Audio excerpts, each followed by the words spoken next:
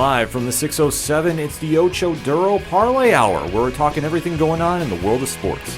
Join in the conversation on social media with the hashtag ODPH, because here we go. Instead of looking deep inside, every word I have to say, keep it simple. Welcome to an all-new edition of the ODPH podcast, better known as the Ocho Duro Parlay Hour.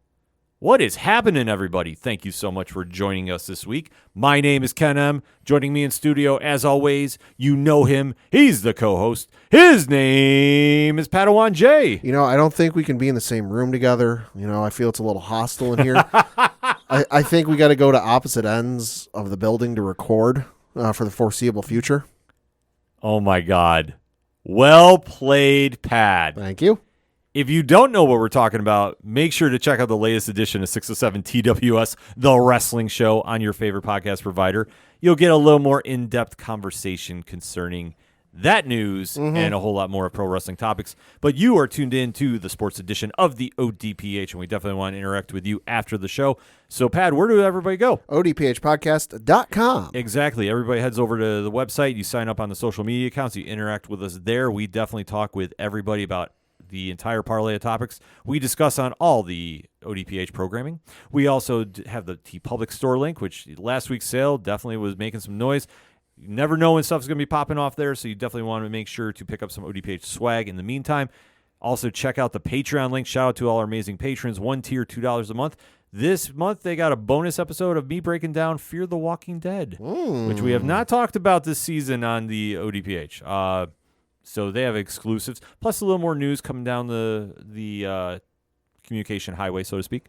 Also, the blog section, the classified section, which has friends of the show, such as 3FN Podcast, Dragon Master Games, and so many more. The directory, Pat, how many providers are we on? 627,000. That is correct for now, but we are losing one, as it was announced that Stitcher will be no longer playing podcasts in a couple weeks. They're folding the service up into Sirius XM. Yes. So if you are listening to us on Stitcher, first and foremost, thank you for dropping that subscribe. You will need to transfer to another podcast platform to hear us. So we have a whole bunch of them right there, so you can click follow, subscribe, and you will not miss a moment of the content. Also at the website, you can check out the music section, which has friends of the show, such as Brian Wolf and the Howlers. A new EP is coming out very, very soon. So if you're in the Austin, Texas area, you definitely want to go check out Brian when he's playing live. Speaking of live, returning to playing some shows, the one and only Shout at the Robots. Hey. Love those guys. Tom Jolu, who is always doing amazing things too, Second Suitor. Seriously, if you go onto the link, you can find so many great musicians to get familiar with and download all their music and become fans, because it's that easy, and they're just the best of the best, folks. Kid you not. All that and so much more. If it's anything and everything that is the ODPH, you can find it at odphpodcast.com. And always remember on social media to use the hashtag ODPHpod. But kicking off the sports edition of the show, there has been a lot of moving and shaking in the NBA. Now, it's the off season. Technically. We just had the NBA draft. Yep. Which we're not going to really do a breakdown for it, because It was like the most lackluster NBA draft in history. Yeah, exactly. Felt fairly standard, unless you're one of the team's fan bases, in which case everyone hated their pick. Well, we all knew... Except for San Antonio. They love their pick. Exactly. We all knew that Victor Wembanyama was going to be the number one pick from France, and everybody has anointed him as the next coming. The dude can cover an entire baseball with his hand. Don't believe me? See the photos of the first pitch he threw out at Yankee Stadium last week. Exactly. He held the baseball in the dugout and covered the entire thing with his hand closed. He has a lot of potential. Yeah, he does. Now, will it pan out in the NBA? Who knows? Yeah, no, it's one of the great unknowns. You've had a lot of guys, you know, who have been hyped up and have lived up to the expectations. I would say LeBron James, one of those guys. Say what you will. For all the hype that he came into the NBA with, I'd say he's lived up to those expectations. And then there are other guys, through various reasons, whatever they may be, certainly can think of some names over the years, that just, you know, haven't panned out for one reason or another. Roy Hibbert is one that comes to mind for me. I remember him coming out of college. I'm like, you know what? He's got the chance to be a pretty decent big man in the NBA. And that didn't work out. Yeah, I mean, the draft is literally a lottery ticket. Yeah. Sometimes it hits big, sometimes it doesn't. It's like a parlay. Exactly. But when you're betting like that, this is for your franchise. Yeah. This year's draft, in my opinion, just didn't have any real sizzle other than Victor. Yeah. I'm sorry. Like, it didn't. There wasn't a lot of storylines going on with this. If there's anything that was kind of shocking to me was Cam Whitmore from Villanova fell to 20. I figured he might go higher. But if he I'm did, surprised you paid attention at all. I saw the Knicks didn't have a pick at all. to be honest with you, I kind of dipped in and out. Okay. But like I said, I figured that with certain players, they make a bigger splash. I wasn't sure if the Knicks were going to try trading up. Sure. But that being said, everybody else just kind of seemed to go. Right. And we'll have to wait and see what happens here. I mean, if you want to talk about who I thought had a great draft, I thought Portland did okay. Okay. The pick of Scoot Henderson is kind of a little crazy to me, but we'll get into that as we start talking about the next news with the NBA. But I thought that Brooklyn, listen, I'll give the Devils their due. I thought they had a really solid draft too as well. Dariq Whitehead from Duke. I've seen him, obviously. He can definitely shoot, and I think that will definitely help them in their rebuilding mode. But other than that, like everybody else, I thought the Magic had the worst draft. I thought for all the picks that they had, I thought they went reaching a lot. Right. So we'll just have to wait and see. But like, just to reiterate, and I can't stress this enough about the draft, there wasn't any big real sizzle after this. No. I'm not saying this being. It was like for Knicks me. fan. For me, I saw the first overall pictures because I wanted to see that moment. Because San Antonio, statistically, historically, a lot of success with drafting big men in the NBA. Hello, David Robinson. Hello, Tim Duncan. Oh yeah. So I was like, oh, that'd be cool to see, San Antonio get their new big man and see the reaction from the watch party in San Antonio, and then I watched the number 2 pick and I was like, all right, I've seen enough. Yeah. Because after that, it wasn't like oh my gosh, we got to see where this guy goes and we got to see where that guy goes. Like, once you got past Wembyana, and then for me, the number 2 pick was like, I didn't know who was going to go number 2. So I'm like, oh, who's going to go number 2? Oh, okay. And then I dipped out. Yeah, that's what I say. Like, once you get out of the top 3, it literally was a crapshoot. Right. And honestly, I mean, Brandon Miller might be a great forward in the Sure. NBA. I don't know. Like, I didn't see enough in college that I was like really like, wow. Right. But he could be a diamond in the rough too. I mean, Charlotte could definitely use all the help It's they can get. such a hard thing to gauge when it comes to going from the college game to the NBA game, because you think back to me as a Syracuse fan, Johnny Flynn playing that like 6 overtime game where he played like almost, I think he played every minute of that game. I could be wrong. He played over an hour of that game. Then I'm like, yo, this guy is going to be a probably decent NBA player. And then it just never worked out. Yeah. It's such a crapshoot. Absolutely. So franchises in the NBA aren't exactly as affected as they are with the NFL. Like I say, the NBA draft is very interesting to watch. I'll say some franchises, your night and your future can be made in one night. Look at LeBron James. Look at Kobe Bryant. Look at Michael Jordan, Larry Bird, Magic Johnson. I mean, the list goes on and on. But then there are some guys that like initially you think they're going to be like the biggest thing since sliced bread, and then it takes them a couple of years. It's not exactly right out the gate. They got to kind of figure themselves out a little bit. Exactly. But why we're referencing this for being such a lackluster draft is some of the picks here caused a little bit of free agency moves to happen, or some teams making trades. So that's where we're kind of dipping in for the next part of this segment, is there have been some NBA trades going on that when free agency really kind of kicks into play, this is going to be how teams are kind of stacking up, because the draft at least told some moves they were doing. And I emphasize this especially with Portland. So, Pat, let's kick that off. Yeah, so the first one we're going to talk about took place back on the 18th of June, so a couple days ago, where I'm reading from an article on ESPN.com and from Adrian Wojnarowski, where it says, quote, the Washington Wizards are finalizing a trade to send 3-time All-Star guard Bradley Beal to the Phoenix Suns for a package expected to include Chris Paul, Landry Shamet, several second-round picks, and a picks swap, sources told ESPN on Sunday. The Wizards also have agreed to send Jordan Goodwin and forward Isaiah Todd to the Suns, sources told ESPN. The deal could take a few days to be completed, but Beal is on his way to the Suns to form a new big three with Devin Booker and Kevin Durant, sources said, close quote. Absolutely hate this move. Yeah. Here's the problem you have. Devin Booker is lights out. No question. Kevin Durant is Kevin Durant. But when Chris Paul was there, he made Booker better. I don't know how Beal is going to fit in with this. Mm-hmm. Like, Beal has always been, in my opinion, a big fish in a small pond. Right. Washington has been, I hate saying afterthought, but let's be honest. Mm-hmm. We start talking about the elite of the East. They haven't really been in contention for a while, in my opinion. Right. And I think as good as Beal is it just a situation that he is the only option on a bad team? Mm-hmm. And that's kind of where I feel that he played into boosting his stats up here. Right. Like, can he make an impact with them? Absolutely. Oh, yeah. But will he make an impact with Kevin Durant and Booker? And plus, how many basketballs can go around between the three of them? Right. That's going to be the problem, because if you need that game-winning shot, who's taking it on that team? Mm-hmm. And with Devin Booker, I mean, this should be his team. Right. I don't know if you can say that right now, Right.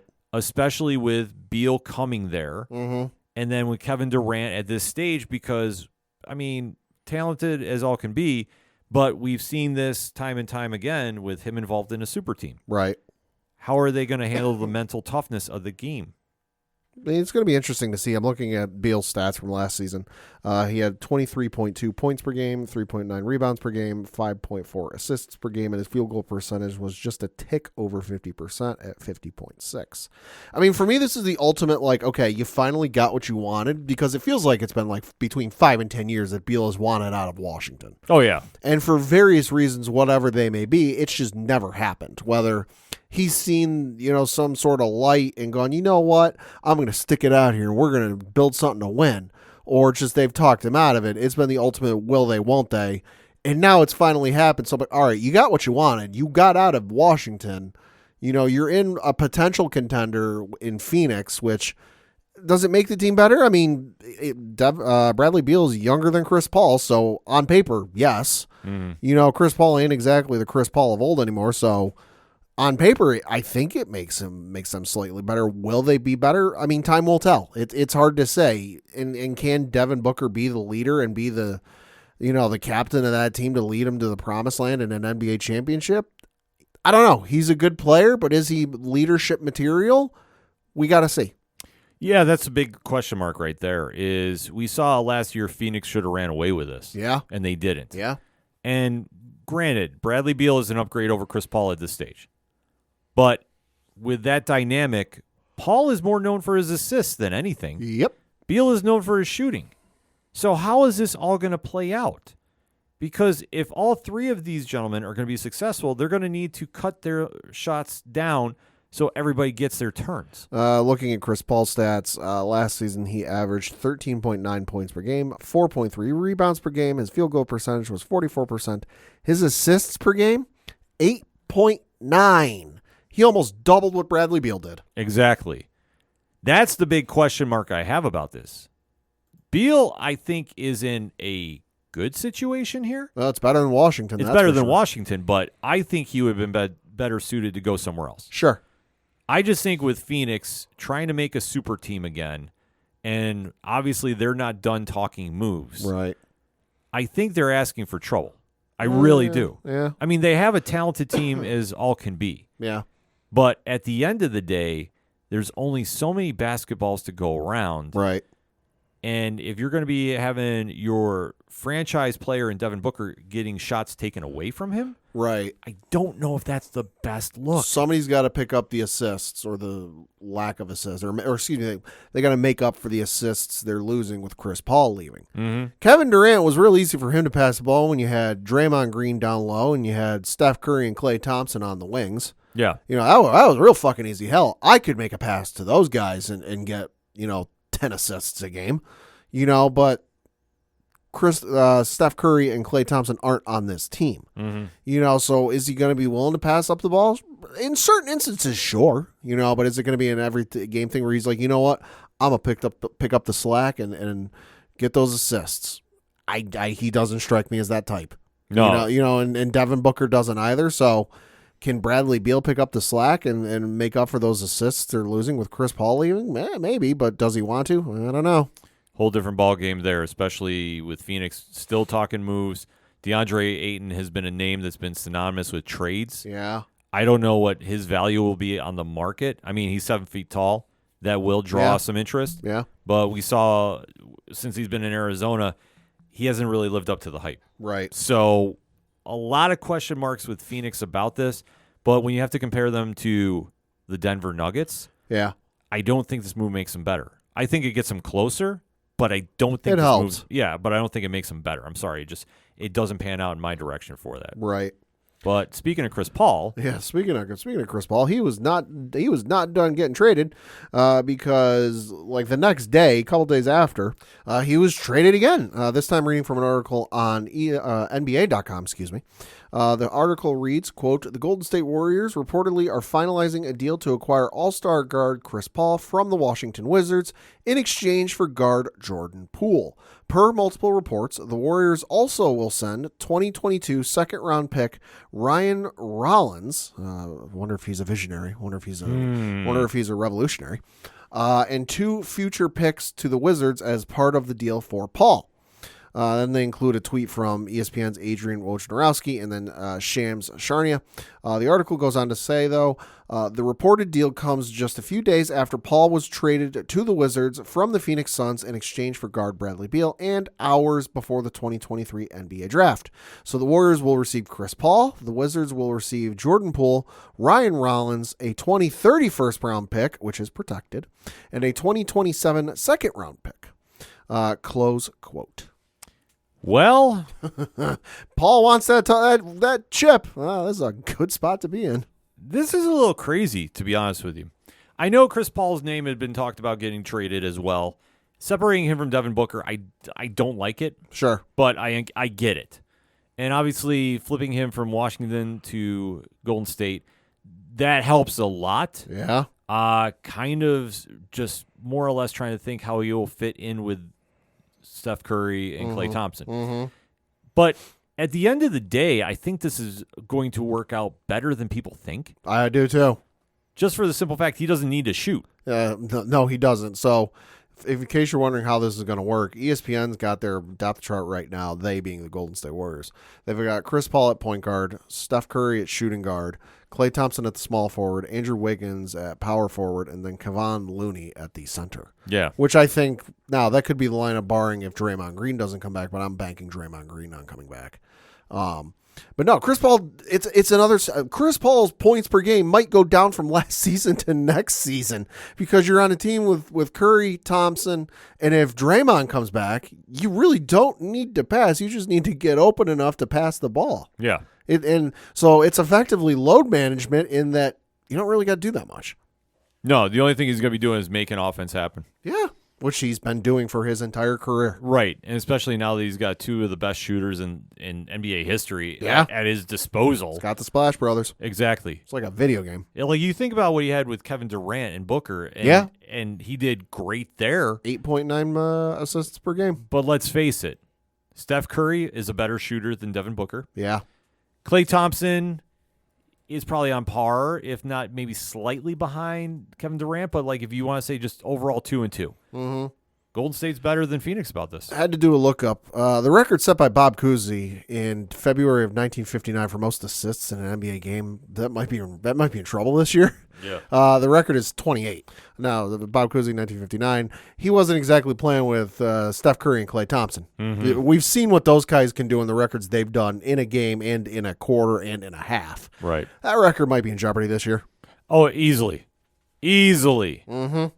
The thing about it is Chris Paul is not going to be relied to lead this offense. No, he's not. The entire season. Like he's more or less going to be put in for spot, situations. Yeah. And really when he comes in, he's going to just be quarterbacking the team. Yeah. And doing just like the little things. And I think that at this stage of the game, I think that's perfect for him. That's perfect for him. I think this is a very smart move by the Golden State Warrior GM Mike Dunleavy Jr., which I can't believe we forgot to mention that. Yeah, he's now the new GM. Yeah, he's making moves like this. The one prior decided to leave. Yeah, and he was the architect of building the team with Mark Jackson, which everybody forgets about. So here's everyone figuring, what's Golden State gonna do without their GM that set up the dynasty? They're making moves. Golden State is one of the best run organizations in the NBA. Yes, they are. Like, let's put it this way. In a very odd sense, they're starting to turn into like the Steelers. Kinda, yeah. That you just know consistently they're going to be in the hunt for the playoffs. Yeah, long as Kerr's there. Yeah. Kerr is there, but I still think like if he should leave for whatever reason, Right.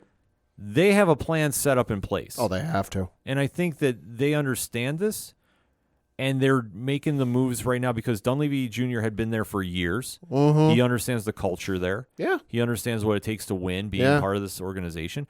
So I fully think that they're in a prime place to make some moves for a long time. Front office does help a lot. Case in point, the Miami Heat. Oh, yeah, absolutely. But do you think about how much cap space they cut by moving Poole? Oh, God, yeah. Which was crazy to think they did because, I mean, Poole was a big part. Young player, too. Yeah, he's a big part of the future they had. Yeah. But to see him get moved, I was very shocked at that. So ultimately, Draymond Green won that fight. Yeah, and I think yeah, they'll make a point to get Draymond back. Just the only thing is, you have to consider: are they going to be paying him what he wants, or are they going to say this is the team offer? That is from what I've read, a substantial difference. Yeah, because I think at this stage of the game, Draymond is not Draymond. No, you're getting him on the back end of his career. Yeah, and he's even admitted that. Yeah, so I think for what he thinks he's still valuable to a team, I would more or less put him on a team that's young and upcoming. Sure. And to give them a little bit of toughness. If I'm the worst, I think this is kind of like it's going to be a negotiation process, obviously, but I think they're going to have to go a little bit higher than what they might be comfortable with, just because there's not going to be a lack of suitors that are willing to pay whatever it is he wants. Yeah. But you got to hope that the hometown flavor and the hometown discount and like, hey, you're still playing with two of the best shooters and now one of the best assists makers in the game. It's as good a shot as you're ever going to get to win another ring. Oh, exactly. And I think that he needs to realize that too. And if he's still thinking that he can draw like he used to, sadly, he's in trouble. It's what does he want to go for? Does he want to go for legacy and being one of the best, teams in NBA history, one of the best, one of the better big men in NBA history, or do you want to go for the dollar bills, y'all? Exactly. And for Jordan Poole, I mean, hey, good luck. Good luck. I mean, I fully think he will be the next Bradley Beal because he's going to want out of there ASAP. Oh, he's going to want out of there ASAP, but what he should do this year is just ball out of his mind. Yeah, you use it as basically a tryout period. Yep. Just to basically show, hey, I looked really good when I was playing with two of the best shooters in NBA history. Here's what I can do without them. Yeah. But that wasn't the only other moves going on. No. So the third one that occurred that we want to talk about, this took place on the 22nd of June.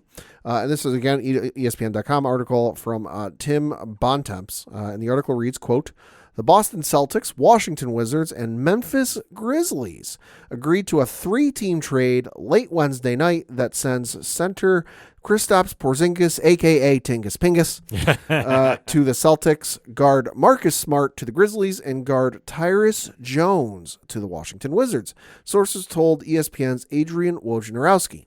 As part of the deal, Memphis is sending Boston its first-round pick in Thursday's draft, the 25th overall selection, and the Golden State Warriors' top 4 protected first-round pick in 2024. Sources said while the Celtics are sending the 35th pick in Thursday's draft to Washington, the Celtics are also sending forward Danilo Gallinari and center Mike Muscala to Washington as part of the deal, sources said.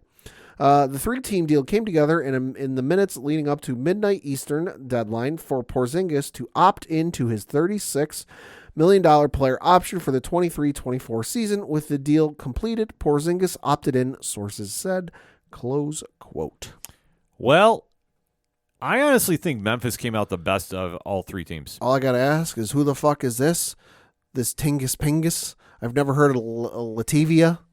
You've drafted this fuck, you stupid motherfuckers. Yeah. That's all I got to say. If you haven't seen the video, you should go find the video. Mm-hmm. But we have to kind of take this in context as well. Marcus Smart obviously played a big role. We said they were going to make changes in Boston. Yep. Just what they were, we weren't sure.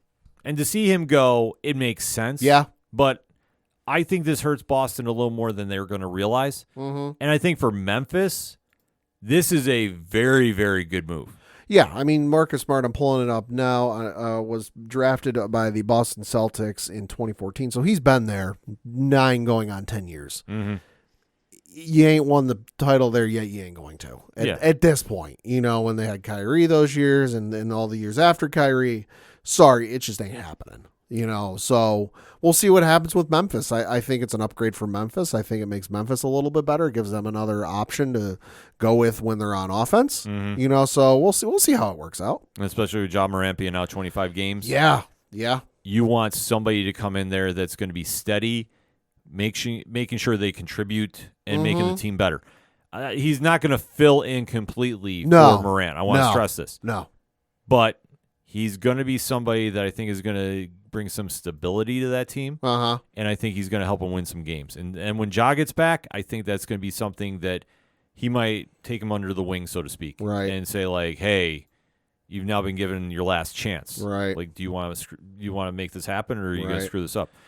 As for Washington, I mean, it is what it is. I think they made out a lot better. Yeah. Feel bad for Gallinari.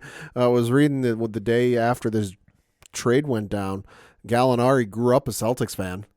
Finally got the chance to play for the Boston Celtics. There's even a photo that's floating around, whether it's from his Twitter, Instagram, I don't know where it's from, but it's of him sitting in the Celtics locker room in front of his locker that's got his name, his number, and he's got this childlike grin on his face that he's so excited. And then he didn't get to play last year because he was injured. Yeah. So he never actually got to suit up in a Celtics uniform and play for his childhood team. Feel bad for that guy.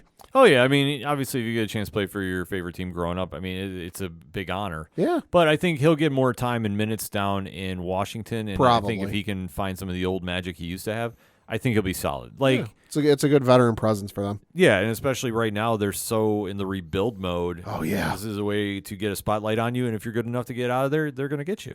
Same thing with Jones. Jones, I think, has always had the potential, but obviously has not panned out since the good old days of him at Cameron. Yeah. So we'll have to wait to see how this goes. And then, obviously, we got to talk Boston. I honestly have mixed feelings about this. And I'm going to try taking my bias out of this because, obviously, being a longtime Knicks fan, I have feelings about Porzingis. Okay. Tingus Pingus. Yeah. I think this is a solid move. Okay. I'm not willing to crown Boston NBA finalists after this because, let's face it, after the messy divorce with him and the Knicks, and he wound up going to Dallas. Yep. Has he been the same player? I mean, as somebody who isn't an active watcher of the NBA, I'm aware of what's going on, and I know the storylines, and but do I read every score? Do I read every box score? Do I know every stat? No.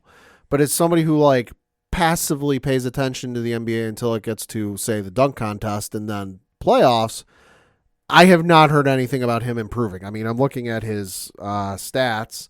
Where the hell are there? They are. So his first full year with Dallas in 2019-2020, he's averaged 20.4 points per game. The year after that, 20.1. Third year was 19.2. First year with Washington was 22.2. Last year with 23.2. So that is his career high. For his entire career. He is in his sixth season in the NBA. So, I mean, up until last year, which honestly I hadn't even heard he was doing well, at least, scoring wise, at all.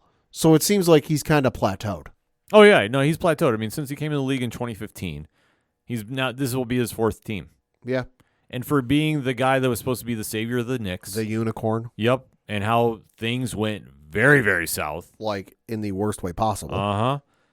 The fact that he was with Dallas and was supposed to make some things happen there. Him and Luka. And it never happened. Everyone crowned him. Oh, he's the next Dirk Nowitzki. Yep. Yeah. And it didn't happen. How'd that work out? Mm-hmm. How many playoff wins? Exactly. Yeah. He's always had issues with injuries too. Yeah. So, I mean, you have to factor that in as well. Let's say it's an 82 game season? Regular season? His most games played is his rookie season.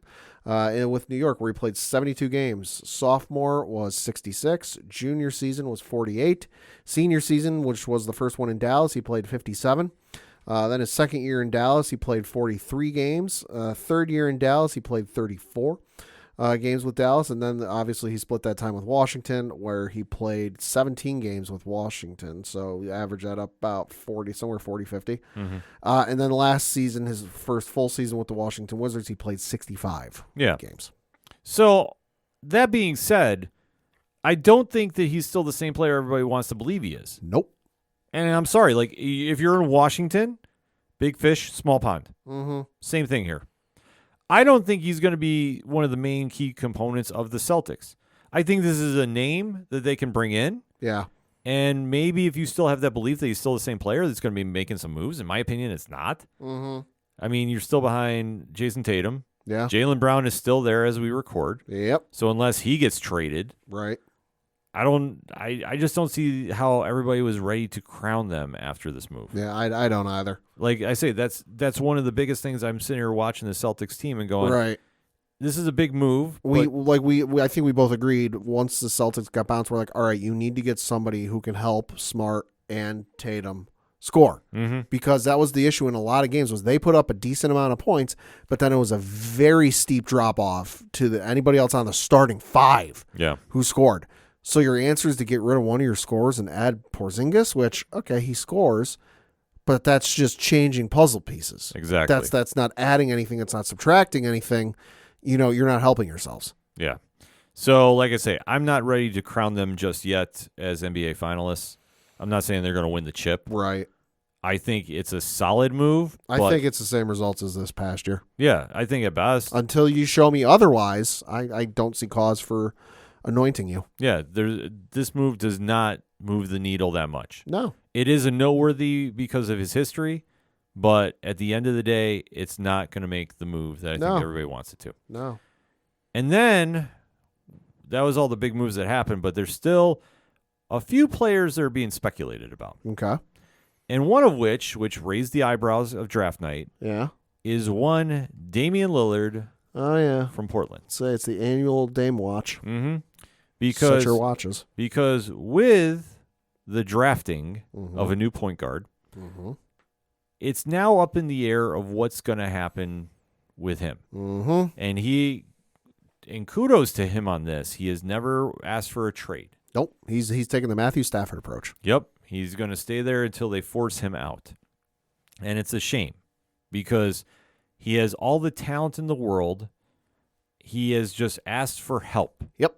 It's not much. Get him some players and build the team. I don't think he's exactly asking for the farm, so to speak. He's not asking for LeBron James or Kevin Durant. Like, hey, you got to trade for them. No, he's just like, hey, I need some assistance. Exactly. So he is a player that is going to be watched very, very closely. Pat, I'm going to ask you this. Do you think he gets moved? Knowing Portland the way we do since he's been there and wanted out? Nope. Yeah. No, as much as I would like to see him on any other team, because it's the Matthew Stafford of the NBA. He's great. He's got all the talent in the world, but unlike Matthew Stafford, he had Calvin Johnson for some of those years. But he's got all the talent in the world. They just, for whatever reason, don't put help around him, or it's help that just doesn't pan out. And logically, they should get rid of him while there is still some bang for their buck, in that investment. And knowing them, they're probably going to sit on it too long and then try to trade him when the value is at its lowest. Oh, probably. And that's the biggest shame, too. Like, I understand about being loyal to a team. And listen, I applaud this move. Yeah. I do. But it also comes to a time where you've given everything. And I love how you brought up Matthew Stafford because it's exactly the same thing. Yeah. He has always put Portland first. Yep. He has given everything he physically can to that organization. Yep. And all he's asked is for a little help. And if they're not willing to do it, you have to move him. As much as he doesn't want to go, as much as the organization doesn't want to go, you have to cut ties and let him go try getting a chip. Because obviously you're not that committed to winning one. Nope. Because it's not like he's asked for superstars. He's just asked, give me some players. He was drafted in the first round, 6th overall in 2012 by Portland. You ain't won anything with him since. You ain't winning anything with him after. Yeah. So the biggest question is, where would he go? Now, like I say, I don't think he goes anywhere, unfortunately. But I will say this. I think if he gets moved, he's going to the East. Oh, yeah. There's no way Portland's letting him stay in the West. Yeah, any nonsense about him going to the Lakers. Which, theoretically, I mean, sure, that could happen. That could happen. But I don't think Portland lets it happen. Well, I just don't understand how we got to this point where we're trying to help teams in our own division. I have no idea. Like, I really don't. Like, it's just something me as a fan, I don't want to see this. I'll say, yeah, no, it's same conference. Yeah. And I know there's been a lot of teams in the East that have been tagged with him as possible destinations. Right. Miami is one. That's a scary thought. And I tell you what, Miami would probably be the best fit for him. Yeah, they would. Yeah, they would. Because that's the one thing that team desperately needs. Yeah. And if you pair him with Jimmy Butler, I think they would go crazy in the East. I would say that would be hands down my favorite to go to the NBA Finals. Oh, yeah, no. If Dame Lillard goes to the East and goes to the Miami Heat, lock him in for the finals. Mm-hmm. I know that Brooklyn has been in conversation. Brooklyn could be a destination. Sure, but they're a couple years away. It's almost a slight step up from where he is in Portland. Yeah, you'd have to take a look now at who's ready to win, and I think that the list is very short. Mm-hmm. I think Miami makes the most sense. The Knicks could, but they're going to have to give up a lot. But the thing is, they have assets that Portland would be intrigued with because they have draft picks for days. Yeah. And I'm sorry, if I have the chance to move R.J. Barrett and Fournier, and the only player listen, if the Portland comes with you with a serious offer for Damian Lillard and I'm the Knicks, you have to entertain it. Yeah, the only person staying is Jalen Brunson. As much as I love Quentin Grimes, right? I would have to move him. I'm sorry. Like I would hate the move, but I would love the move. Right. Because if you get Dame Lillard and Jalen Brunson in that backcourt, right, and get them, if Julius Randle can find something, we'll say if he can figure shit out. Yeah, that's a scary 3-team right there, or a super team, if they can pull that off. And I know it's wishful thinking, but I'll still keep that in mind. But it all really depends on what Portland wants to do to move him. And it's like I said, Miami would be the spot that makes the most sense. Brooklyn could, but with his age, it just doesn't go a lot. Right. Milwaukee would be scary. Oh my God. But you would need to fucking Lob City. You need a lot of moving parts for that one. Yeah, you would. But I think Giannis would need some help, and I think that's the situation Milwaukee needs to look at. Mm-hmm. Anywhere else in the East, kind of up in the air. I don't see him going to Boston. No. I really don't. But I'm just trying to think of what teams are willing to win now. And you have to take a look at the top 4 or 5 seeds in the East of the past year. Mm-hmm. That's where you're going. Cleveland would be a scary spot, but you just got Donovan Mitchell, and right. I don't know how that would all kind of work out. Right. But that's going to be one that I think fans are going to definitely be keeping their eyes on for. Mm-hmm. And another one that, and to kind of close out with too, is Paul George. Oh, okay. From the Clippers. Yeah. He has been somebody that's been heating up as of late. Interesting. And they're talking about tearing down the Clippers, quote-unquote, dynasty. Well, they are getting that new building. Yeah. And I know the Knicks have been tagged to him as well. Yeah, I thought I heard something about that, which I'm like, I don't know about that. I'm kind of split, like as you can tell by the tone of my voice. Yeah. Because it sounds like to me, from the reports I've read, and this is all allegedly, too, by the way, they would get offered the same deal that Utah wanted for Donovan Mitchell. Sure. Barrett, Grimes, Fournier, picks. Yeah. Which I could understand. Right. But at the same point, if I'm going to do that, I would go for Dame Lillard. Yeah. Paul George is a great player. He's good, but you're losing a lot offensively. And plus, he's had a lot of injury. A lot of tread on those tires. Yeah, a lot of stuff going on there. So if they wanted to try doing that, I could understand it. I don't know. Like I say, I'm not in love with the move. Right. But I could understand the move. There's just not enough pieces there for New York that I'm like, no, yeah, I'm okay with losing some of those to bring in Paul George. If it's those pieces to bring in Damian Lillard, then I'm like, you know what? All right, we're losing some stuff. We're adding it with Dame Lillard. You know, Paul George, you're losing stuff. You're not getting it back. Oh, exactly. So like I say, for him, I would say I'd be a little more skeptical about doing that. I'd be willing. Right. I would be willing to move every single draft pick I have because honestly, the Knicks can get by without it. I know that they've been tagged too, along with Zach LaVine, and I hear there's a lot of rumors about that Right. about coming to New York and who wants to do it, who doesn't. But I think this, in closing, I think the Knicks would be interested in getting a guard to help Jalen Brunson out. I know that Josh Hart extended the deadline to opt in for the contract and whatever they're going to do to Thursday, which is a good sign because, I mean, he did play a crucial role in the Knicks run. Right. But I don't know if he's the end-all, be-all factor to get him over the hump. Mm-hmm. I could still see them making a play for a big man to give him something underneath. Maybe a DeAndre Ayton. Maybe I've heard Towns from Minnesota has been tagged. Okay. But I think the Knicks are going to want to do a shake-up too as well. And, I mean, being on the steps in the right direction, I think they're just a player away from really making a run. Right. I could see it. So it's going to be an interesting time to see. But as it comes out of the heels of the draft, there's just a lot of dominoes that are going to start falling. And once we start talking about trades as we're going into the summer before the season, I do think we're going to see one blockbuster one happen. Probably. Because there's a lot of teams that were tanking for Wembyana and lost out on the Wembyana sweepstakes once the draft lottery happened. And now they're trying to make up for it. Yeah. So keep an eye on your team and obviously hit us up on that hashtag ODPH pod. What do you think about the current moves of the NBA? If you're a fan of those teams, do you love them? Do you hate them, and why? Also, if your team is on that cusp about making that star player come to your roster, who would you be willing to trade up and move and have some deals happen for?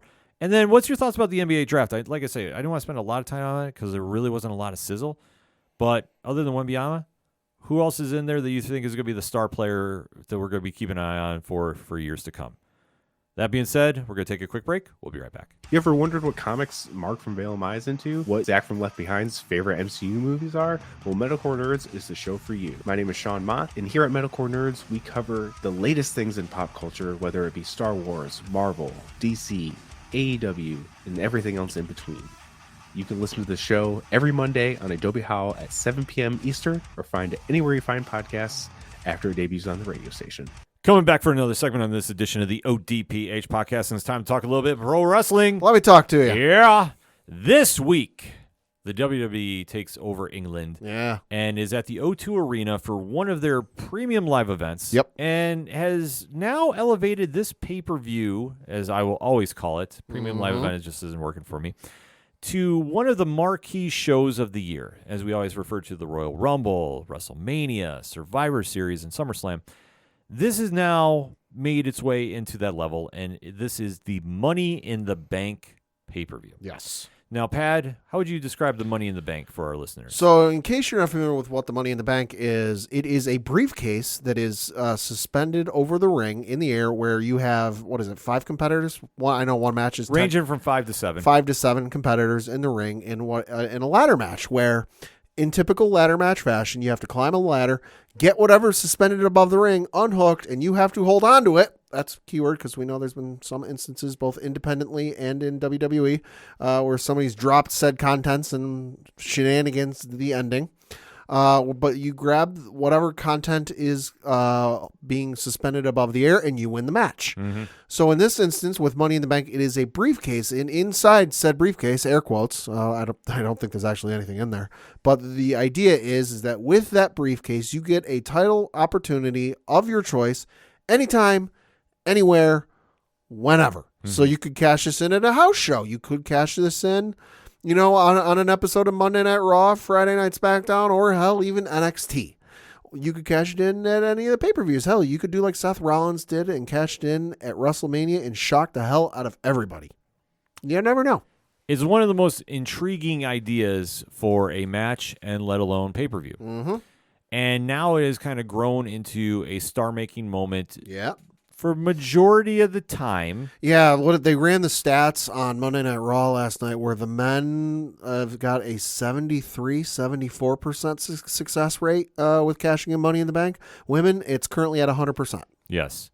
So it is a star-making moment. At least you'll see the direction the company is going behind said superstar. Uh-huh. And this is always a make-or-break moment because we've had times where CM Punk has won this and elevated his stock to where it's now carried over AEW. Right. We've also seen this fail in the sense of Damian Sandow and Baron Corbin. I would say Baron Corbin most notably, yeah.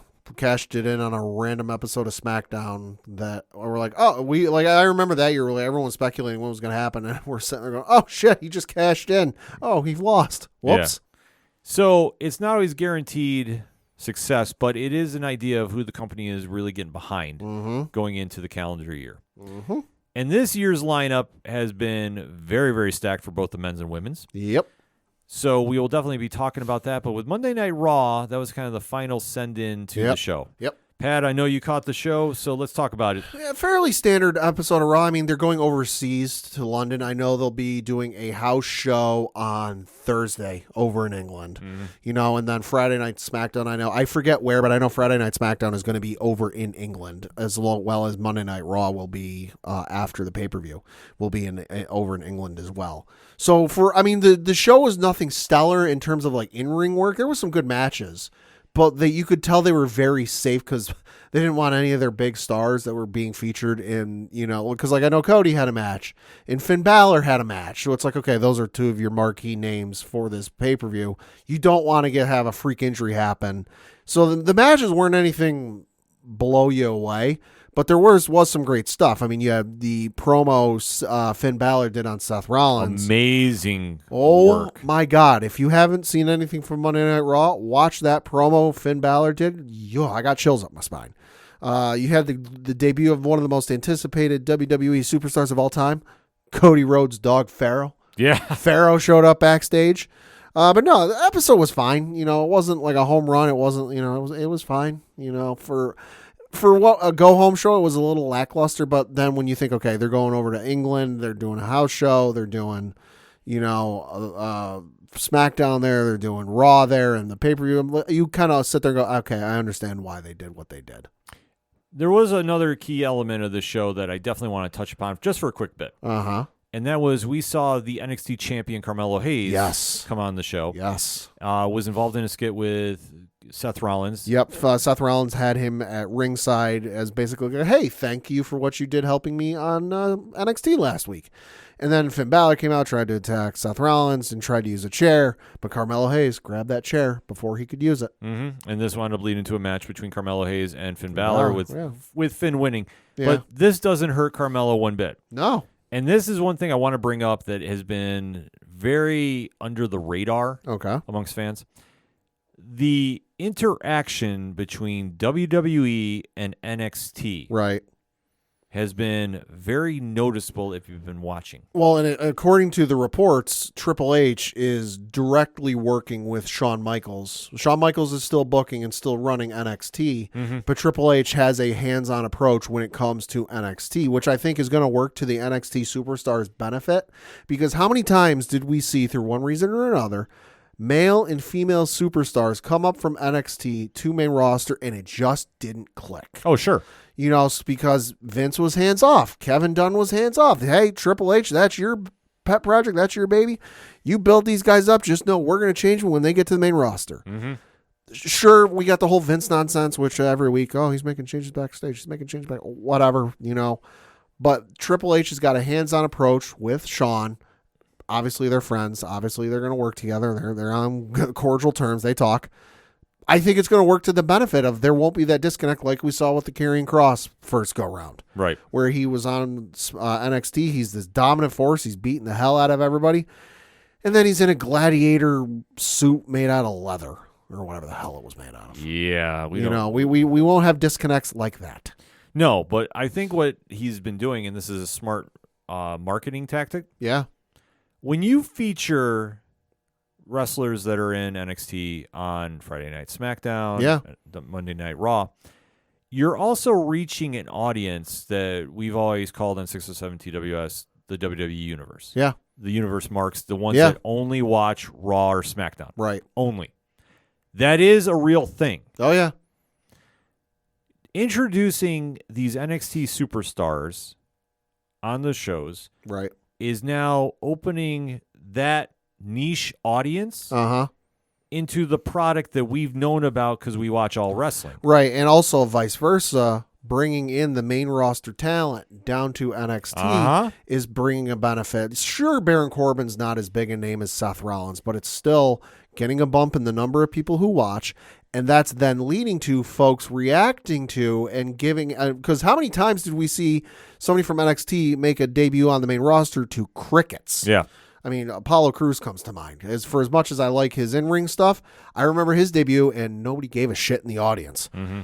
But last night, Monday Night Raw was from Savannah, Georgia, and Carmelo Hayes came out for his match, and there was a cheer. Yeah. People did react, so it's not that usual, like, oh, I feel bad for him. He's debuting to nobody giving a fuck.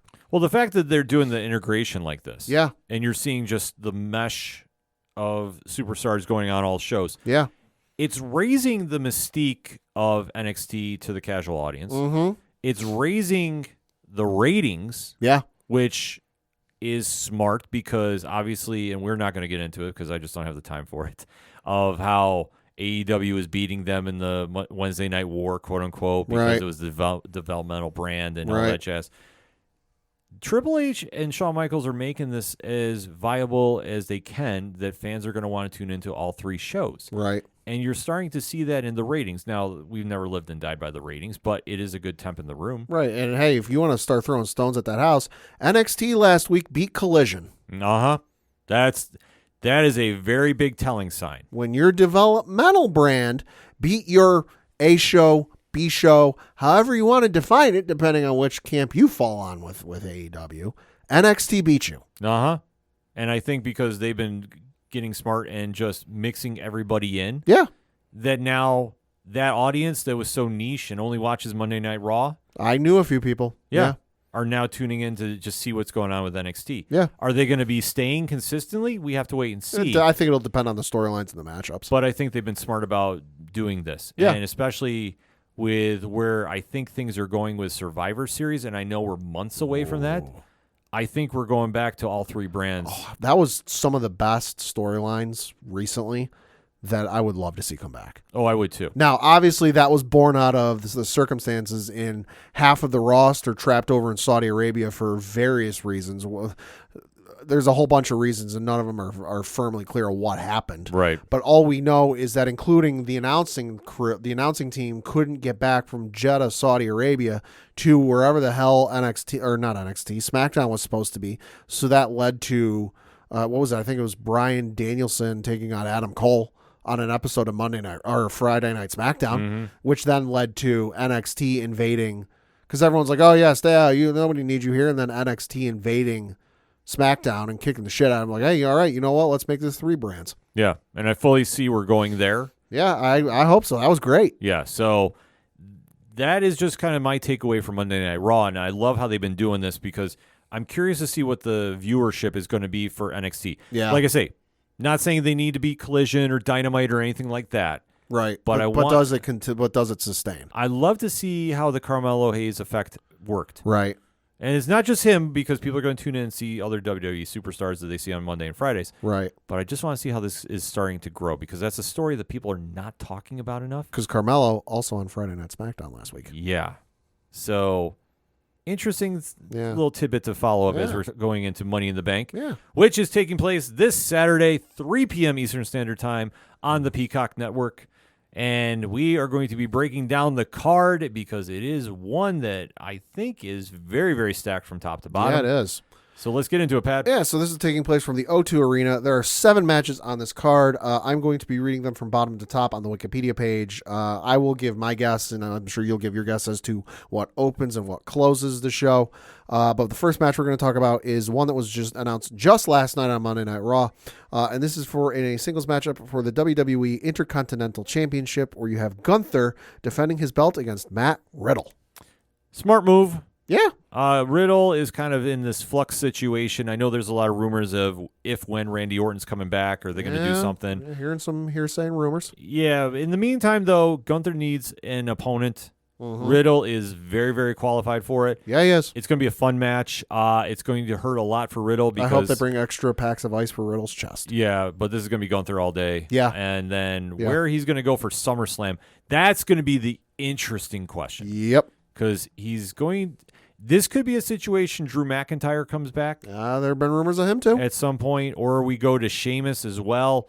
There is going to be the story, and I understand different brands right now, but I'm just going to say McIntyre is more likely to, but you the McIntyre's easily because he's on technically on Monday Night Raw. right. So that's easier than Sheamus. So that would make some sense if they wanted to do that. Sheamus is kind of a long shot, but I've been hearing, if they want to try doing like a trade or something. Well, I think they technically could because we'll get to it in a minute. Liv Morgan is now on Friday Night SmackDowns. Yeah. So you could do it that way. They could do a backdoor trade. There is an avenue and an open doorway for them to do it if they want to. Yeah, but I think we're both in agreement. Gunther all day. Gunther all day. Speaking of Liv Morgan, she is next up because there is a tag team matchup for the Wikipedia page is calling this the Women's Tag Team Championship, but I think it's the Unified Women's Tag Team Championships. Yes, because Ronda Rousey and Shayna Baszler defeated Isla Dawn and Alba Fire on Friday Night SmackDown to unify the Women's Tag Team Championships.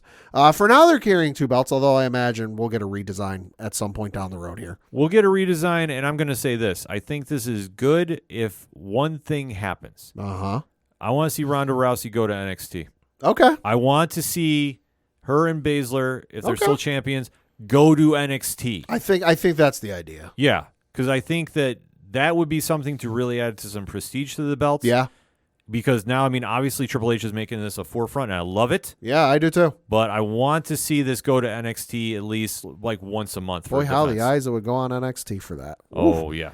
But the matchup between Ronda and Shayna is going to be going up against Liv Morgan and Raquel Rodriguez, re-teaming up to reclaim the belts that they, quote, never lost, which technically true. They were forced to vacate due to injury. But who do you got winning this one? Oh, easily Rousey and Baszler. Oh, yeah. They're going to make Raquel look strong because they've been doing that the last couple of weeks where, like, despite the fact Raquel's been on her own because, she lost her teammate, whatever else, they've been making her look strong. So I think this is going to be Liv's eating the pin. See. Or submission in this case because, armbar or whatever it is Shayna does for her submission. Yeah. There's one thing I want to see, but like I say, with how the roster is divided up right now, I don't think they can do it. Uh-huh. I'd love to see Raquel Rodriguez take on Rhea Ripley. Okay. Like, I think that would be the great opponent to have. Okay. But I don't know how they're going to do that because obviously the roster is. You'd have to wait until Mania, and then she'd have to win the Rumble. Yeah. So that is going to be something we're going to have to keep an eye on for. But I think for the short term with Money in the Bank, this is going to be obviously all day Baszler and Rousey. Like, as much as I would love to see the titles go back, I just don't think it is. But like, I can't stress enough. I want to see how they do this. Right.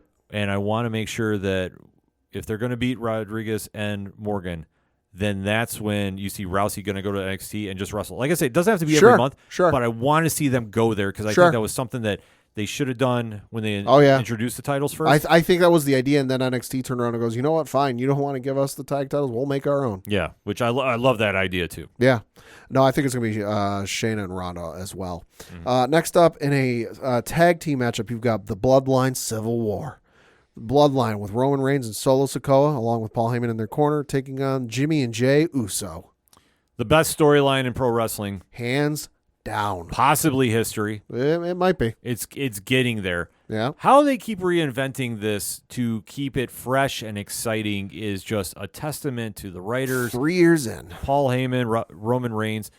Honestly, this is compelling TV. This is cinema. Every time the Bloodline is involved, it's cinema. Yep. So this match, I think, is going to be an exciting one. I think we're going to see a lot of near finishes. I think it's going to get messy. Yeah. We might see new members join the Bloodline. Let's say there's going to be a ref bump. Yeah, there'll be a ref bump. The contractually obligated ref bump. Right. But at the end of the day, I fully see Jey Uso, if not both Jimmy and Jay, pinning Roman. I think Roman's eating the pin on this one. Yeah, he's going to get pinned. And then I think because there's rumors and speculation floating around that there's going to be a shocking moment at the pay-per-view.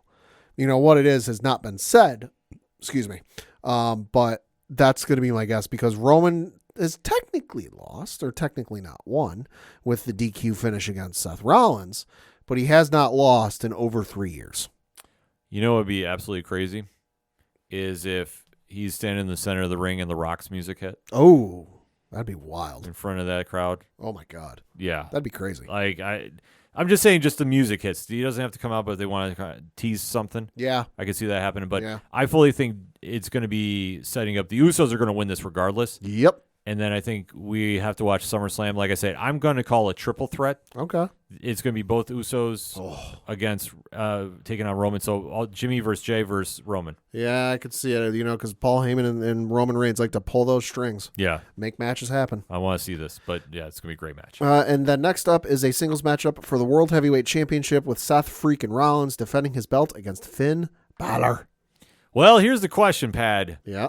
Who are you going with in this one? As much as I would like Finn Balor to win this, it's going to be Seth. I don't think they're going to create this new belt, have this whole tournament to crown a new champion, only for him to lose it like the very next month. Mm-hmm. I'm sorry, I just don't see that happening. So like I said, Finn Balor is my favorite wrestler. I would love to see him win because he has not held a title, not counting NXT, in 7 years, whatever it is, since he had to relinquish the Universal Championship. So I'd love to see Finn Balor win. So my heart says Finn Balor. My head, though, is saying it's going to be Seth. But it's going to be a phenomenal match. See, I'm half tempted to just say this. Okay. I said last night on 607 TWS, Finn, I'm going to stick with it. Okay. Because I think that they would give Finn the 24 hours to be champion. Sure. And then since Raw is going to be held over in England, Sure. that's when Seth gets it back. They'll play hot potato for one night, and it's not going to mean a lot, but Sure. I think they could set up some things. But it also ties into when the men's Money in the Bank match is going to be. That is true. If it leads off, I have this idea that they would set up for a big swerve and have Damian Priest cash in. I could see it. And go after Finn, and then it depends. If Finn ruins the shot for him, then that sets up the dissolvement there. So what I could see happening is men's Money in the Bank ladder match leads off. Priest wins. Rollins and Finn are towards the end of the night, because odds are Roman's going to close the show. Let's be real. But at some point towards the end of the night, you're going to get this match up. Damian's going to cash in mid-match, make it a triple threat, and then win, lose, or draw, he's going to end up costing Finn the belt. So if it ends up being a triple threat between Seth, Finn, and Damian, Finn's not coming out of there with that belt. And then that's going to lead to a feud between those two. Oh, you just threw something in there I didn't think about. Yeah. What if Damian wins? Sure. So let's just say, for conversation's sake, they open the show. Sure. He wins, and then right before they start the match with Seth, he just comes in, cashes in. I could see it. And then makes it a triple threat. They can't stop him unless they beat the shit out of him. I mean, you could say it's a waste of the Money in the Bank. Because they've already set that up with the backstage interaction. Like, oh, you'd never cash in on me, would you? Yeah. So the seed is there. So maybe they would do something like that. Because I know we've had it one time where somebody cashed in mid-match. Yeah. So yeah. What's to say they wouldn't do that again? Rollins did it at Mania. I know then Dean Ambrose, now John Moxley, did it after the match was over, the same night. Yeah. A lot of speculation with that one, but I think if everything stays normal with this, sure. I'm going to say Balor just because I think that'd be a great swerve, but the safe money bet, like if I had to put money down on it, it's going to be Seth. Okay. Next up is a singles matchup between Cody Rhodes taking on Dominic Mysterio with Rhea Ripley in his corner. You mean adrenaline in my soul, something, Cody Rhodes. Yeah, the road to WrestleMania takes another pit stop with Dominic Mysterio, the heat magnet himself. The number 2 heel on all of WWE, only behind Roman Reigns. Yep. And this is going to be an interesting match, to say the least. I'm interested to see the chance the London crowd comes up with, because we know one thing about those folks over in London. You are very creative with your chants. Yes. And I can't wait to hear what they got to say. Anybody listening in London, if you're going to be there, I got high expectations. We do have some London listeners, so I definitely want to hear this. And definitely shoot us a line what you're thinking on that hashtag, ODPH pod. This match, though, is a solid one because Brock Lesnar is going to be involved one way or another. Oh, God, yeah. They're going to set up for Cody and Brock at SummerSlam. That open invitation for Brock to face him anytime, anywhere, any place is open. Brock has, as of yet, not responded to it, so he's going to interfere with this. Dominic's going to get the win, And then Brock's going to come back in the ring and look at him and go, I accept. I'll see you at SummerSlam. Yeah, and there'll be some stipulation for that. I'm still Yeah. saying Hell in a Cell, I could see it. but this all depends what they're going to do. But that'll be the blow off to that feud that's going on. Yeah. But Dominic Mysterio's winning this one outright. Yep. I'm curious to see how long they're going to let him wrestle before Brock hits, Mm. and if he can improve there. Because, like I say, his in-ring work, he's shown flashes, Sure. but I'm still not there on him. I think it depends on where this match falls. If it falls, after the 2 Money in the Bank ladder matches, then it's not going to get a lot of time because those ladder matches eat up a lot of time. Yeah. And you also got to remember, we talked about it earlier. Roman is closing this show. Mm-hmm. He don't open the show. He don't be in the middle. He closes the show. Yeah. He's going to be at least a half hour minimum. So that's it. How long, in regards to your question, it all depends on where this falls in the match order. Yeah. Next up is the first of the 2 Money in the Bank ladder matches, and this one is the women's Money in the Bank ladder match. And of course, as we mentioned, this is for a championship opportunity of their choosing, anywhere, anytime, any place. And your competitors in this match are Zelina Vega, Becky Lynch, Zoe Stark, Bayley, Io Sky, and the Hall of Famer Trish Stratus. This is going to be a great match. Yeah, it is. Honestly, anybody involved in this match can come out and win, and it's believable, and there's a story instantly set in. Mm-hmm. Zelina Vega is the ultimate underdog. Yeah, she is. And everybody's counting her out. She had that great showing in Puerto Rico at, Oh my at God. Backlash. I could see her getting another shot and really running with it here. The Becky, Zoe, Trish storyline, I could see that one going literally either way. Yeah. Because it would be something if Becky wins, sure. If Trish wins, which could definitely happen, Right. with Zoe's help, Yeah. that could also lead to some fun interactions as well. I know that it's been floated around. I know Rich was even talking about this on the 607 TWS about Lita coming down and helping and setting up that tag match That's for true. SummerSlam. Yeah, that's So true. that's a possibility. But what I think is going to happen here is I think we're going to see the implosion of Damage Control. Yeah. That I think that with so many other storylines going on, and Zelina Vega could get thrown in this and actually be put into this storyline, maybe her against Bayley, a program going on. Right. But I think this is all Io Sky all day. Okay. And I think that Io's going to do this. Bayley's going to try screwing her out of it and fail, and Io's going to wind up winning. And then I don't know where she goes from here. Right. Like I say, you could run her and Asuka. Yeah. Depending on what happens with Charlotte as well. Yeah. She could make the jump to Raw Yeah. and do something there. I mean, there's a lot of openings that they can run with this I'll year. say the one thing we should note that we didn't is that the contract is not brand specific. Yeah. So you can do it on anybody.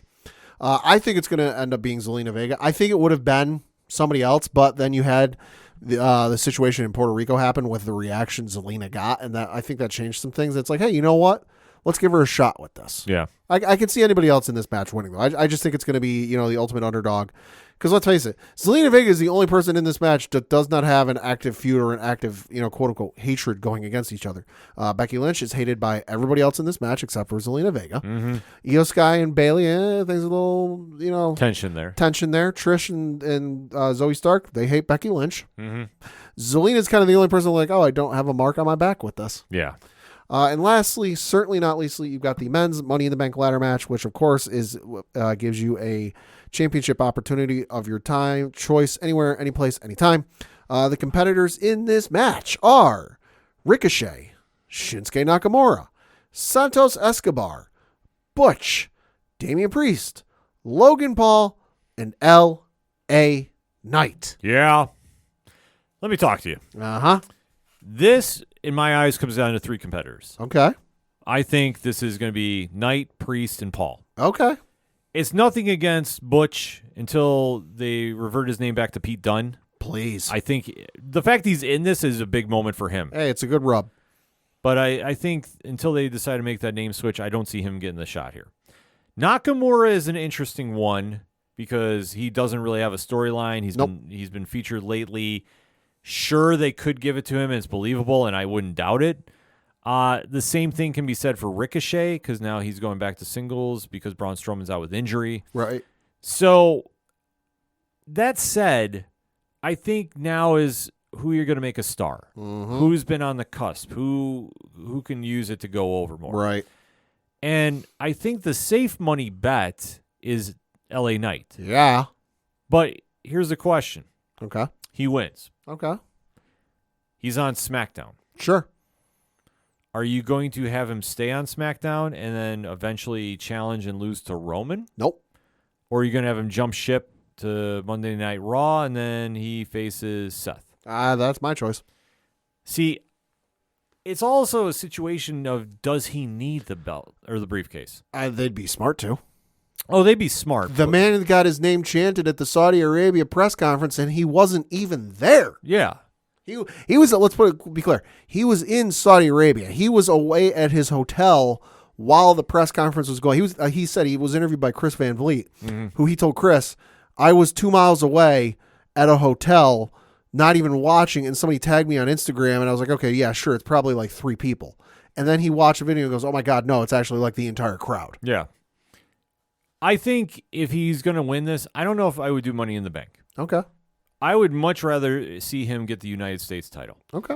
Or a mid-card title. Okay. Just because in the situation here, you're almost kind of putting yourself in a corner because there's only one way out, and that's fighting Roman and losing. Yeah. As much as he's over, I think that would be so detrimental. Yeah, no, there's no way he's beating Roman. Right. No. And then with as over as he is right now, well, if he goes challenges Seth, he has to move shows. Yeah. That is some star power that people are tuning in Friday nights to watch. Yeah, it's one of them. So do you make that move? And that's such a crazy area as well. See, I think you play it out. He doesn't have to cash in that night. Right. I think for me, some of them sneak in. One of the runs I remember in my admittedly brief time watching professional wrestling in WWE was when Seth had the belt. Mm-hmm. Now, admittedly, that was almost a year before he actually cashed the thing out, but it was the fun of he'd show up. He'd look like he's going to cash it in. Then he'd pull it back and be like, yeah, you know what? Now's not the time. And there were all the shenanigans and fun he had with it in that year. But he doesn't have to cash in the first month, 2 months, 3 months. They said on Raw, in the promo package they ran for the event, he has a calendar year to use the briefcase. Mm-hmm. Draw it out. Have some fun with it. Go to Raw. Go to SmackDown. Go to NXT. Really do them, and it doesn't have to be successive weeks like, oh, this week he was on Raw, this week he was on SmackDown, next week he's on NXT. Play it out. Do some storylines. Have some fun with it. I mean, you could definitely do that, and Knight could go some places with it. I just don't know if he needs it right now at this moment. I think it'd be smarter to give it to Damian Priest. Yeah, I mean, for me, that's the easy choice. It's the easy choice, but you know what? He's been on the cusp for so long, and you think about how much trust they have in him by putting him in the match with Bad Bunny and down in Backlash. Yeah, that's true. Like, he's been there. This could be a moment to really go someplace with him. And not saying he's going to become champion, but this could definitely elevate him to a main eventer. Yeah, it could. Because he's right on that cusp. Logan Paul is the ultimate X factor. He ain't winning. Yeah, never say never. He could win and then just disappear, and then everybody forgets. See, that takes away the fun and the mystique of the briefcase, though, because, like, anytime he shows up, it's okay. We know, unless he's going to start committing to being there weekly, or at least more regularly than he has been, which I'm not knocking the guy. He's not a full-time guy. He's a part-time. He's a spectacle. Yeah, but but unless he's going to start showing up more than he does, it kind of takes away the mystique of the briefcase. But how much heel heat would he get if he's just like, yeah, I didn't bring it tonight.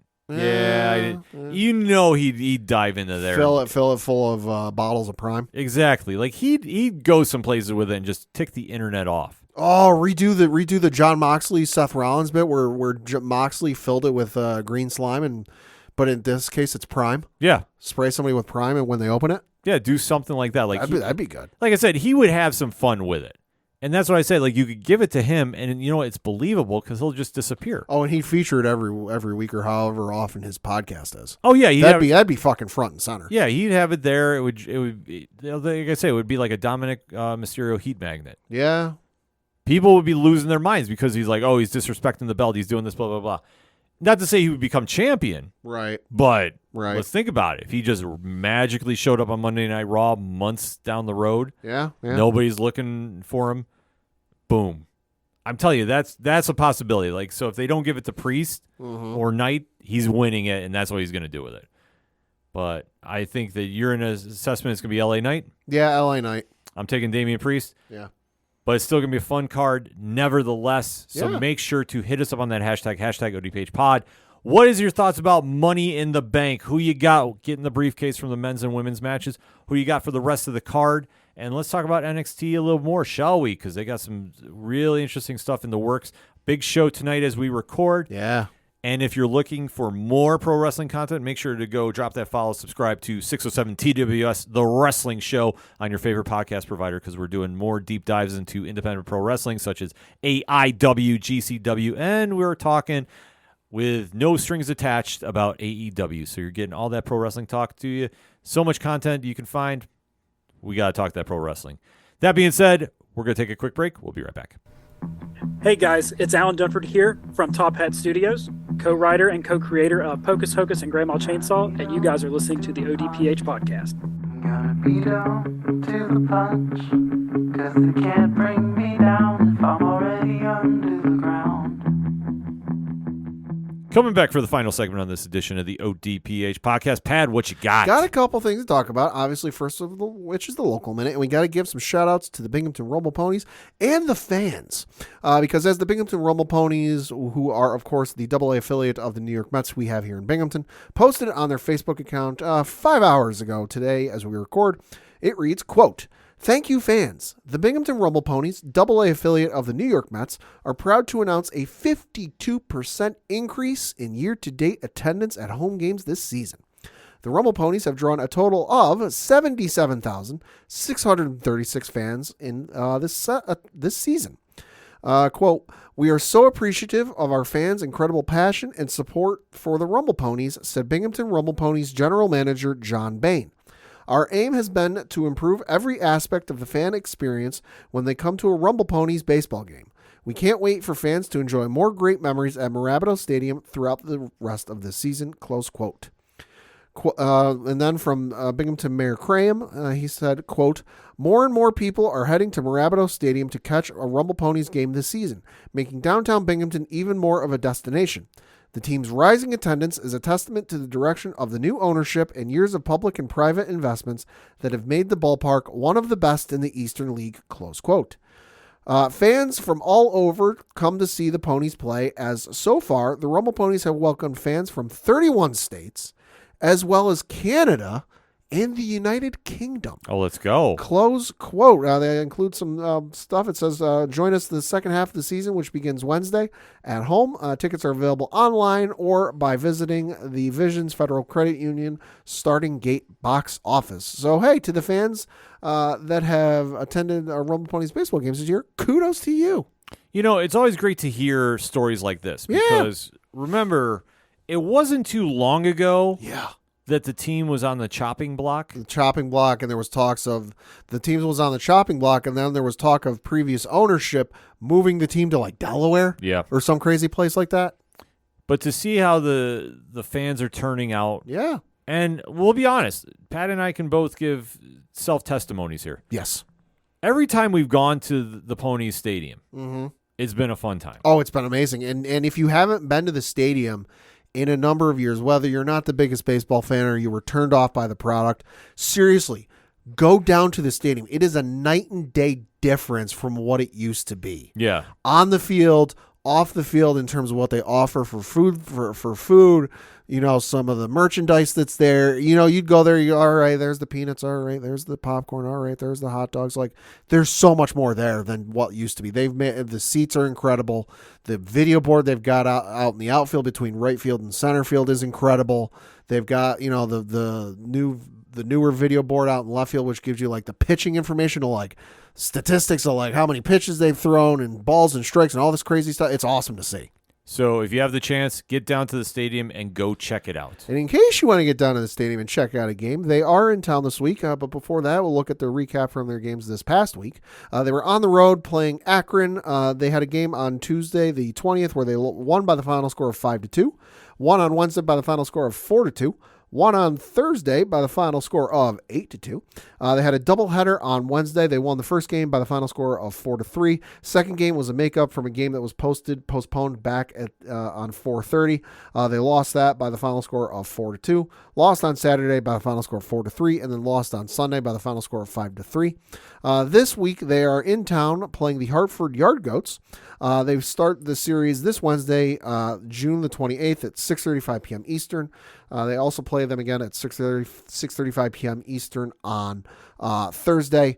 Friday they start at 7:05, and we should note the Friday game is also a fireworks series Friday. Also, Defenders of the Diamond Knight, where this is, quote, calling all superheroes. It's Marvel Defenders of the Diamond Knight, and the Binghamton Rumble Ponies will rock their Marvel-inspired gear on field, battling the Hartford Yard Goats to a certain victory. Get kitted out in your own Defenders of the Diamond merch in the Lord's Armory team store. Players will be wearing on-field Marvel jerseys. And I should note, they will be wearing a slightly different logo than you're accustomed to. That one designed by Marvel themselves. Let's go. If you have not seen the logo, the logo is absolutely incredible. I need to get a hat with that logo, just saying. And then they've got a game again on Saturday at 6:07 because it is 6:07 Saturdays. Should also note it is Show Me the Money because, quote, let us show you the money. As a tribute to Bobby Bonilla, we will be giving away $11.93 for the next 36 years. Come to tonight's game and maybe you negotiate a great and lucky deal like Bobby did. Oh, my God. So one lucky fan at this game my God. for the next 36 years will be given $11.93 from the Binghamton Rumble Ponies. That is the greatest promotion I've ever heard of in my life. That's incredible. Bar none. They've got another game on Sunday, that one at 1:05 p.m. Eastern. That is Kids Eat Free Sundays. So that one is come and enjoy Sundays at Marabato with the entire family on select Sundays throughout the entire season. Kids 12 and under can come to Marabato Stadium and enjoy a delicious Nathan's hot dog and a 24-ounce fountain beverage for free. There are some Sundays excluded, that being 5/28, 6/18, and 9/3. So you got that going on. It is also Worldwide Sport T-shirt giveaway. That is the first 500 fans in attendance will receive a complimentary T-shirt courtesy of Worldwide Sports. And it is Senior Stroll Sunday, so that is put on your cross trainers, gather some friends, and come and get your steps in. Come and walk the warm-up track when the gates open until 30 minutes before the start of the game. You ever wanted to walk a baseball field? There's your there's your opportunity to do it. And then they've got a rare game on Monday to close out the series. That one at 6:30. This is on July the 3rd, where they're playing the Hartford Yard Goats at 6:35 p.m. Eastern. That one is going to be a firework night because, well, they're out of town on the July the 4th, so that's going to be their 4th of July fireworks spectacular. So 4th of July fireworks at a baseball game, going to be awesome to see. They always go out with a bang. And should be noted that game is going to be Bing Bang Boom night because it says Bing Bang Boom goes the 4th of July fireworks, a Binghamton Rockets red glare tradition like no other. Stick around post game for the best fireworks show in town. We guarantee it will blow your mind. Yeah. So for more tickets, information, all that good stuff, bingrp.com. That's some awesome lineups they got coming. Shout out to Bobby Bonilla promotion, though. That is the funniest shit I've ever heard. That's amazing. Oh, my God. That's amazing. Oh, my God. And then sticking with some baseball news, we got a little bit of an update to the Alek Manoah situation with the Toronto Blue Jays. Of course, he is the gentleman that went from pitching in the All-Star game last year, telling John Smoltz on the Fox national TV broadcast what he was going to throw, and even taking suggestions from John Smoltz on what he should throw. To be finishing third last year in the AL Cy Young voting, finishing behind Justin Verlander of the Houston Astros, who ultimately won, Dylan Cease of the Chicago White Sox, who finished second, Alek Manoah finished third, 87 vote points, finished third, so to getting demoted from the Major League roster, not getting demoted to AAA, not getting demoted to AA, not single A, of any level. No, he went to the Florida Complex League, which as we mentioned a couple weeks ago, basically it's below rookie ball. It's for folks who are just coming out of high school, maybe just coming out of college. Most of them are like 17, 18, 19 years old. they're not real good. They're still honing their skills. It's kind of like a place to like really work on your stuff. He made his first start. It did not go well for Alek Manoah.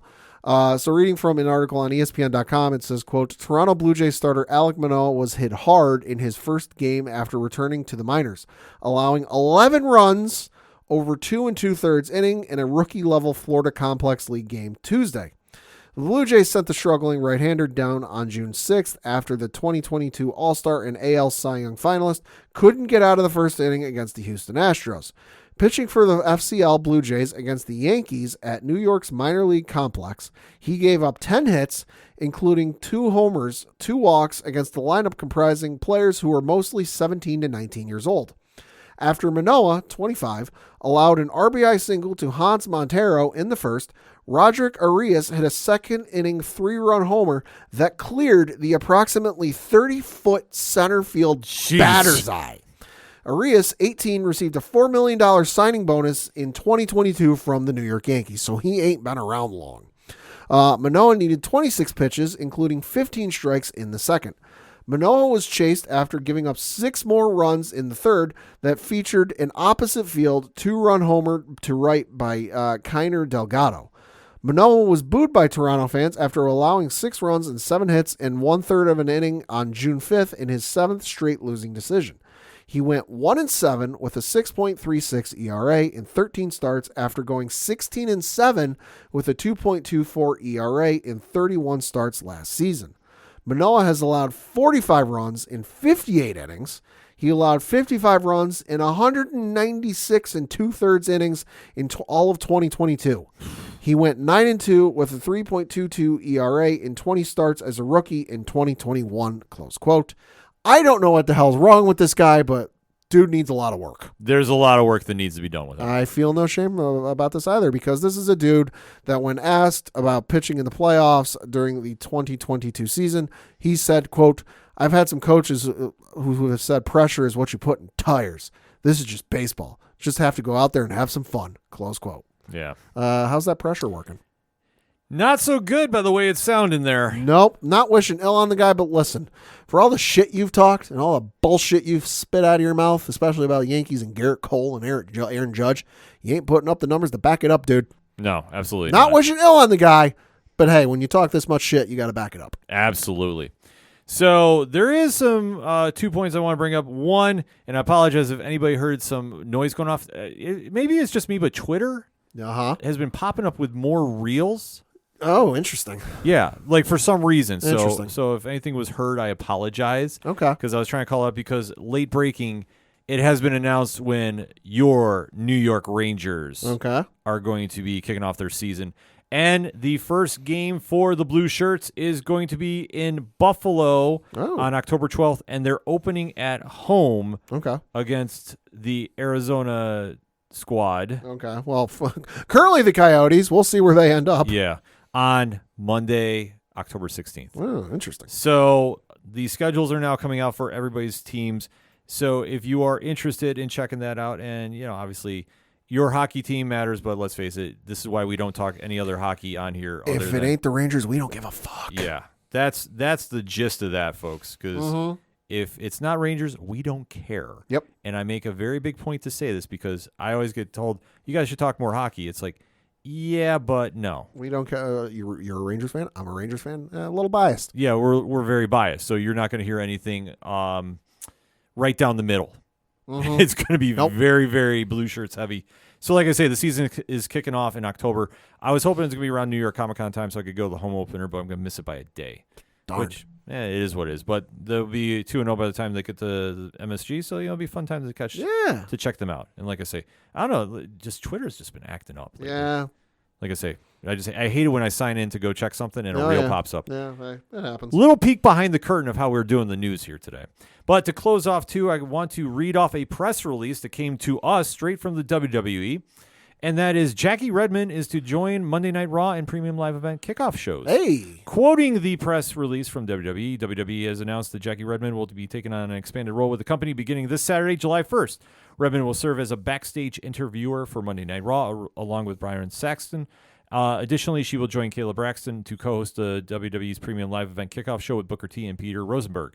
Redmond will also continue to do studio work throughout the year. Megan Morant is going to be taking on an expanded full-time role at WWE's Stanford Studios, where she will host Raw Talk and SmackDown Lowdown, international shows and for television, and various digital shows, including Monday Night Raw's sidecast on Twitch. And Kathy Kelly will be moving to Friday Night SmackDown, where she will join Kayla Braxton as a backstage interviewer, unquote. Hey. So big moves going on in the backstage area for WWE. So kudos to Jackie. Yeah, that's congratulations. Good. Yeah, it'll be an awesome move to see her on Monday Night Raw, and obviously kicking off the premium live event for Money in the Bank. So, like I say, a lot of big wins going around. Yeah. Just got one thing quick breaking to us as we currently record, because and it's some unfortunate news. It is being reported by the New England Patriots and various other sources that former NFL quarterback Ryan Mallett has unfortunately passed away. The New England Patriots posted on Facebook, which is where I first saw this, quote, "The New England Patriots are deeply saddened to learn of the sudden and unexpected passing of former quarterback Ryan Mallett. Our thoughts are with the Mallett family, his former teammates, and all who are mourning his loss," close quote.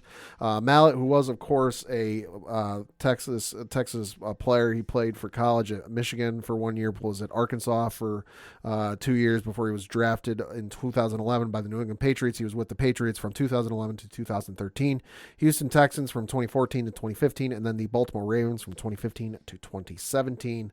He was a two-time second-team All-SEC in 2009, 2010. He threw 9 touchdowns in his NFL career, completed 190 passes, with 1,835 passing yards.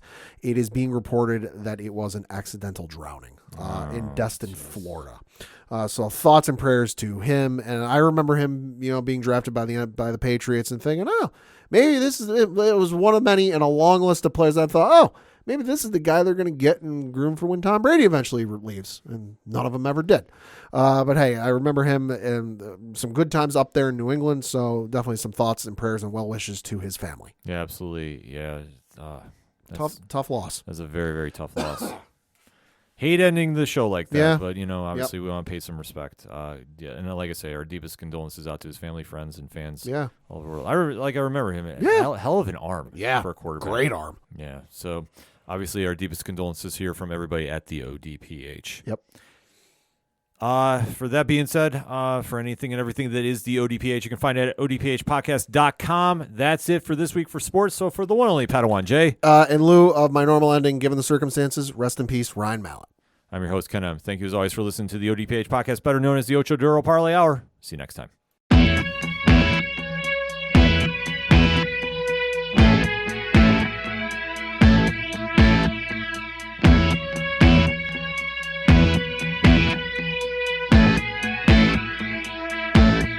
It's such waste of time swiping left and swiping right on people you could know.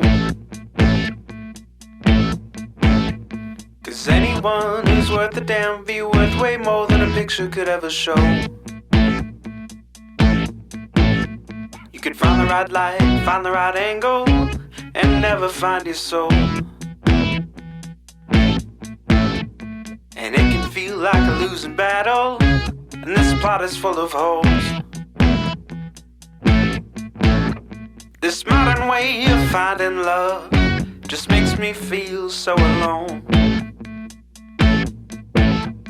And I can't be the only one sick of staring at my phone. So look up, talk to me, a better way to spend our energy. Just look up, talk to me. We don't have to float alone on the open sea. Don't know that I believe in the old time fable. Everyone has just one true love. All I know is you're across this table, and you're all I'm thinking of. So look up, talk to me, a better way to spend our energy. Just look up, talk to me. We don't have to float alone on the open sea.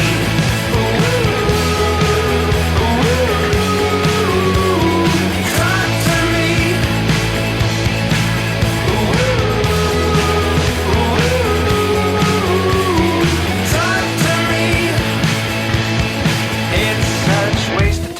swiping left and swiping right on people you could know.